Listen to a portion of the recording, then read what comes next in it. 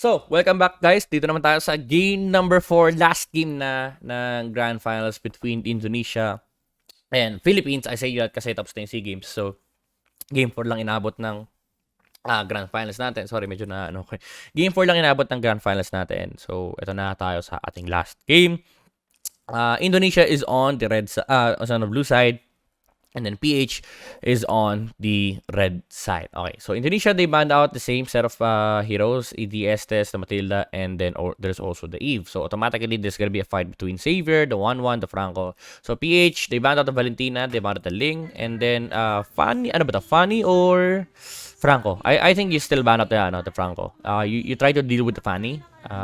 Kasi Indonesia will not first pick Fanny. So may trade between 1-1 and Xavier. So Philippines, there you go. They banned out the Franco. Okay, so Indonesia, you go Xavier. Honestly, you go Xavier. You don't first pick 1-1. Kasi may Xavier, but they picked up the 1-1. So yun lang yung medyo masakit dito. I don't agree. I don't really agree with the first pick 1-1. The Xavier, you just gave out Xavier to PH, and then there's also a lot of things that you have to consider, no, like the Beatrix. May Beatrix pa yung Philippines. Honestly, may Natalia pa yung Philippines. So this is just a scary opener for Indonesia. I think this is despair coming out from them kasi they wanted to get the 1-1, but they gave out the Xavier. And Philippines, what do they get here? Akai is open, even though there's the 1-1. Baksha is open, even though there's the 1-1.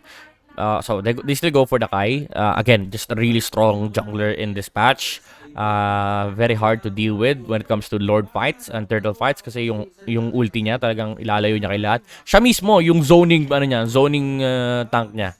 Tapos meron pa siyang retreat, 'di ba? So napakalupit na tank. So Indonesia, what do you go here? Well, there's the Sicilian, there's the Lilia, there's there's no Eve. So I think you go Lilia, Baksha. So you go Lilia Baksha here. Lilia is a decent hero against the Akai and then the Savior. Or if you choose to go for the Esmeralda here, okay, so nagano kasi sila, di ba? Nag-back siya Esme kagad. So I understand the idea. They went with strong explainer as soon as possible.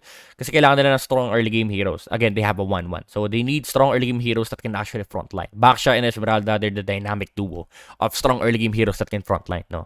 Pero Derot is open.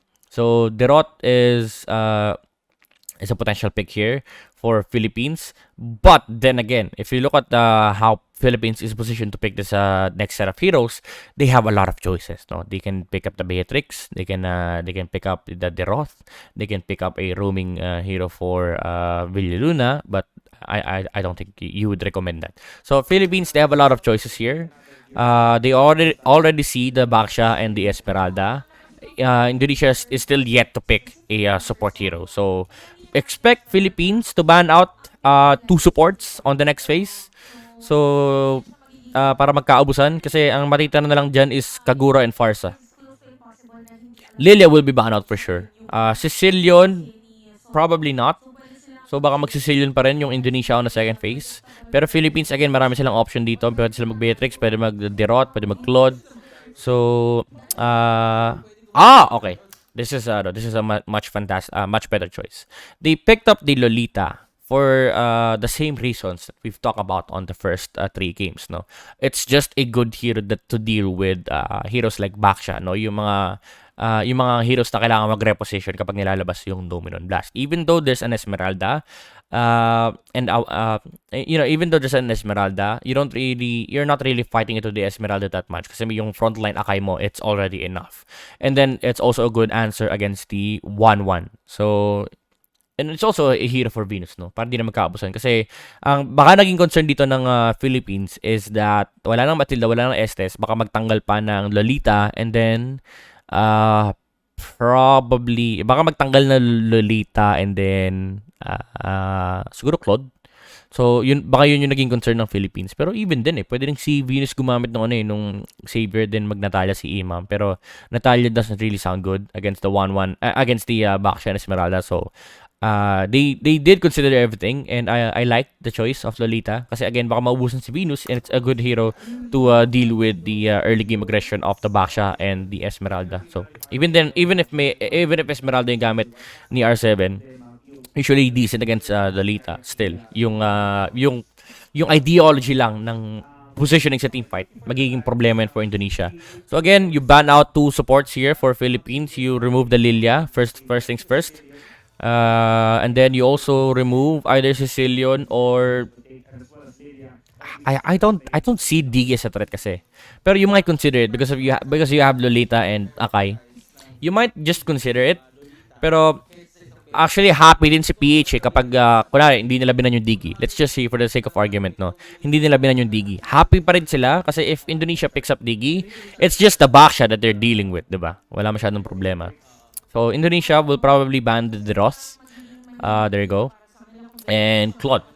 So Derot and Claude is like the likely choice here for Indonesia. I don't think they want to let go of that hero. Because PH will just take it. Pero may Beatrix pa. Yun yung problema. May Beatrix pa si Gonzales and their first pick on second phase. So PH, again, you remove another, either a support here or a roam, I would say. Or a gold lane. Actually, pwede ka makipag-ipita ng gold lane eh. Popol, Brody, Claude. So, baka yun yung tanggalin ng Philippines, no?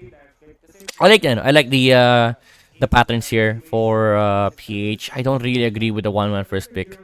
So, Ruby pa rin yung binan. Tinatanggalan talaga, inuubos nila ng heroes si R7 at si Vin. Kasi the thing about Vin and R7 is that they share a lot of heroes in this current meta, no? The Masha, the Ruby, even the Akai, the Baksha, lahat yan nilalaro nila. So they share a lot of heroes, and this is the level of comfort that they have on the Indonesian counterparts, no, yung mga players nila. Talagang pwede sila mag-flex ng draft. So I really commend Team Philippines for doing this, no. Yung hindi sila nagiging overconfident. They still respect the hero pool of the other players, even though yung Ruby, you would expect that on the X lane.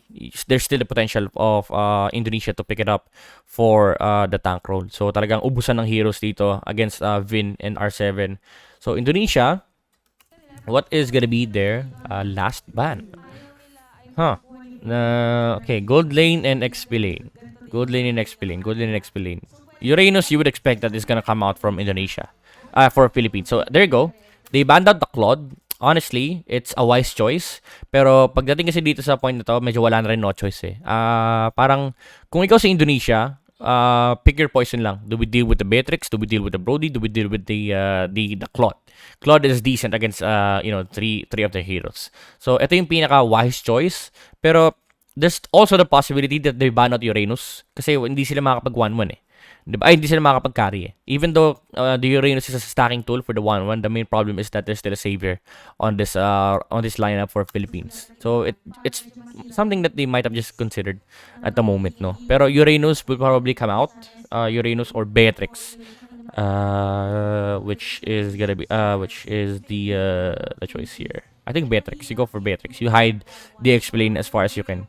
Kasi kita mo ni 1-1, kita mo ni dalawang course.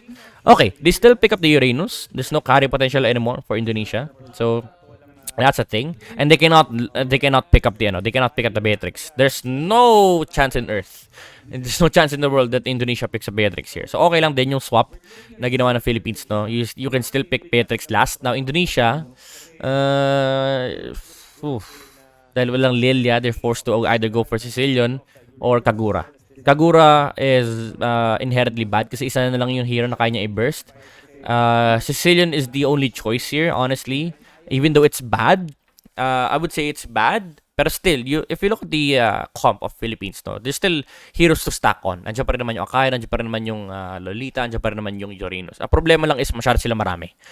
There's too much heroes that close the gap against Indonesia. Ito yung mga heroes na talagang papasukin ka, didikitan ka, lalapitan ka. So yun lang yung problema with the Sicilian pick, no. Masyadong marami yung gusto lumapit. To the point na baka mabaliw yung Sicilian. And then yung pairing niya dito, which is either, I would say, ganda sana ng Ruby eh. Either Kufra, Atlas sounds okay. Actually, a little mediocre. Pero puro late game sila. Yun ang naging problem. Puro late game if ever. Kasi 1-1 and then Sicilian, tapos yung mid-game back siya. Actually si Esmeralda lang yung good early game, no. Kasi yung back siya dito, again, may Xavier, Lolita, and then Akai. These three heroes are just really good when it comes to punishing heroes that needs to reposition, no. So Indonesia is already on a disadvantageous position here against Philippines. So Sicilian +1. Honestly, they picked up Diggy here, right? Diba? They picked up Diggy. Okay, there's a Sicilian. And then there's also probably a Diggy. Kasi may Lolita. Meron din Akai. Okay, I take it back. Yung sinabi ko ng Game 3 na Game 3 might have been the weakest draft of Indonesia. Game 4 actually was the weakest draft of probably even the SEA Games. So, this is just inherently bad for Indonesia at this moment. Kapag nakita mo tong roster na to, or itong lineup na to, it's an auto win for Philippines kasi they pick up Beatrix here. It's such a strong early game hero. Probably why they were able to end it up at 10 minutes. So there's no discussion here. Okay, what does Diggy do here? Throw bombs, walang zoning potential. The Basha will not zone for days kasi kailangan niya mag-farm. So walang sisilip. Yes, you have the counter against the Lolita Numenon Blast. Pero yung umpog, you don't times journey that. No, yung umpog lang. And then yung tulak ni Akai, you don't also times journey that. Kasi may ulti pa si Lolita. And then, there's no setups for Indonesia. Like, how do you engage? How do you fight into PH? Diba? How do you fight the Beatrix? You're hoping for the 1-1 to have a phenomenal game, pero you're up against the caliber of Del Rosario, Imam, Villaluna, Soto, and Gonzalez. Of course, they're not gonna give 1-1 a good early game. They're just gonna play it super safe, and then come their timings, that's when they put the pressure on in Indonesia. So this Sicilian, medyo mahihirapan siya sa mid lane kasi Diggy yung kanyang support. Walang sisilip ng mga bush, although may mga bomba, pwede niya stackan actually yung Lolita, pero again, if you look at the side lanes, it's a huge problem. So pag nag-ube time na yung Philippines, there's no answer that's gonna come out from Indonesia. So at this point, I feel like yung pag-dispute ng Indonesia medyo nonsense na. Kasi hindi na technical foster, it's a drafting error, it's a drafting problem. It's the weakest draft that I've seen in SEA Games. So that put the nail in the coffin for Indonesia. This is a Beatrix last pick. Naalala ko tong play na to. Yung kay Gonzalez.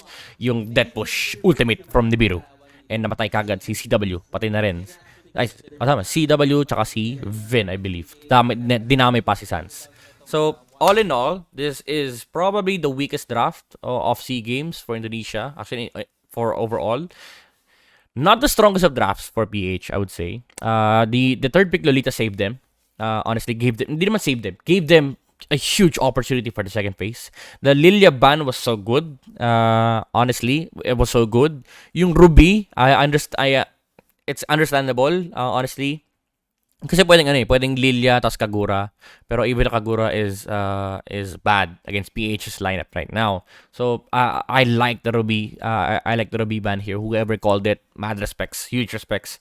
Super commendable yung naging decision na yun. So yun na, nag-champion na tayo. So that is my draft analysis for Game 4 and for the Grand Finals of SEA Games between PH and Indonesia. Sana nag-enjoy kayo, sana marami kayo natutunan, sana marami kayo napulot, and sana nabigyan natin ng justice yung draft ng dalawang team na to, no, nakapagbigay tayo ng malulupit na insights. So guys, again, huwag niyo makalimutan mag-subscribe sa aking YouTube channel, and of course, follow niyo na ako sa aking mga social media accounts at MDNYT97. That's for Facebook, Twitter, IG, and TikTok. And kita-kits sa next na video content natin. Bye-bye guys!